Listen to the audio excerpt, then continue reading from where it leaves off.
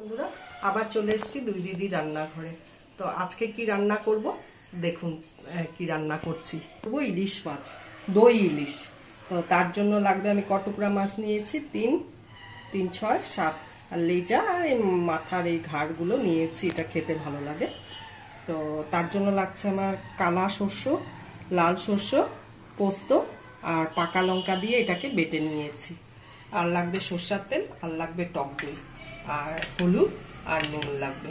তো এটাকে আগে মেরিনেট করে নিয়ে আর পরে গোটা 2-3টা কাঁচা লঙ্কা দিব।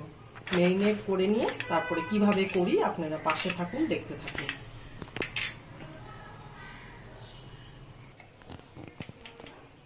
একটু কাশ্মীরি লঙ্কার গুঁড়ো দিচ্ছি,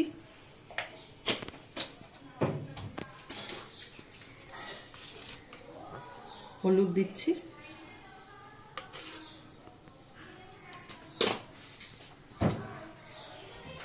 গ্যাসটা ধরিয়ে নিই, আমি এটা ফ্রাই প্যানে করব।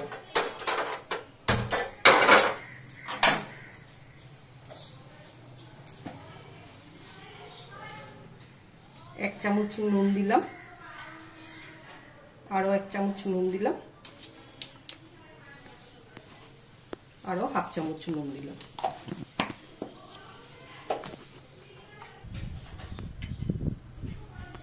এখন এই বাটাটা এটার মধ্যে দিয়ে দিচ্ছি।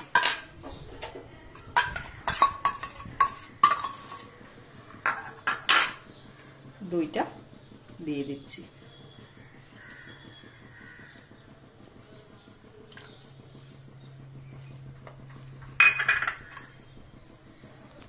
এখন ভালো করে মাখাবো।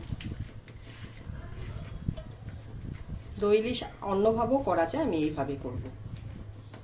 এটার মধ্যে কিন্তু একটু সর্ষে পোস্ত বাটাটার মধ্যে না এতটুকু পেঁয়াজ আর 1 কোয়া রসুন দিয়েছি, যেহেতু দই ইলিশ করব।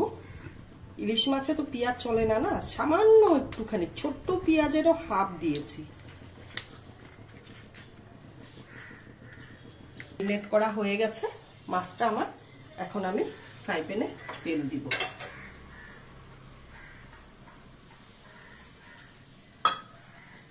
তেলটা দিয়ে গ্যাসটা বাড়িয়ে দিলাম।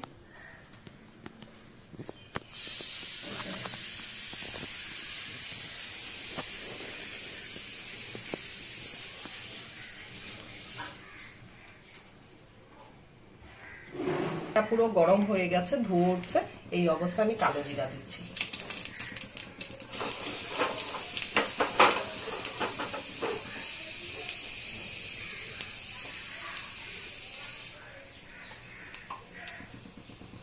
এখন মাছগুলোকে সুন্দর করে সাজিয়ে দিই।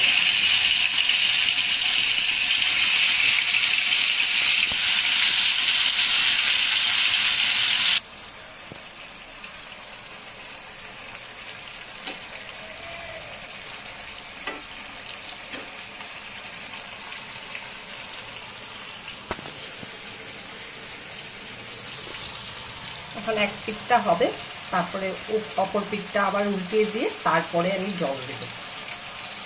তো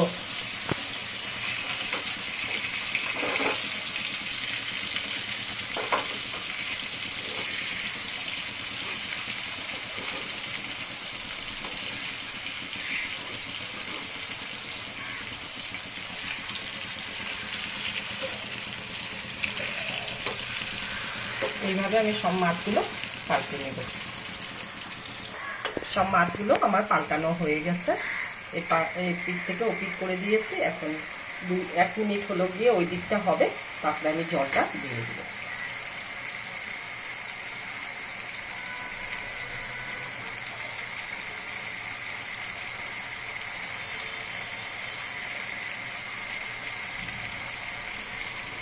হয়ে গেছে। এখন 3টা কাঁচা লঙ্কা দিয়ে আমি জলটা দিয়ে দিচ্ছি, গোটা কাঁচা লঙ্কা দিচ্ছি।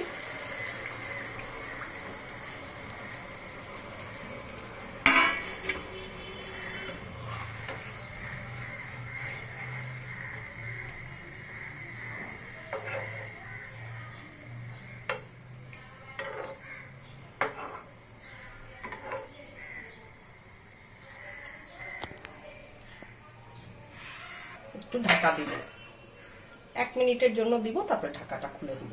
দেখুন আমার দই ইলিশটা হয়ে গেছে, এখন আমি নামিয়ে ফেলবো। আর 1 মিনিট মতন রেখে আমি নামিয়ে ফেলবো।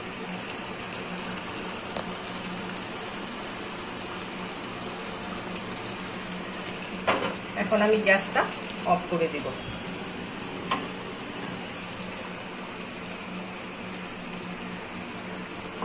কেমন হলো রেসিপিটা আমাকে বলবেন আপনারা।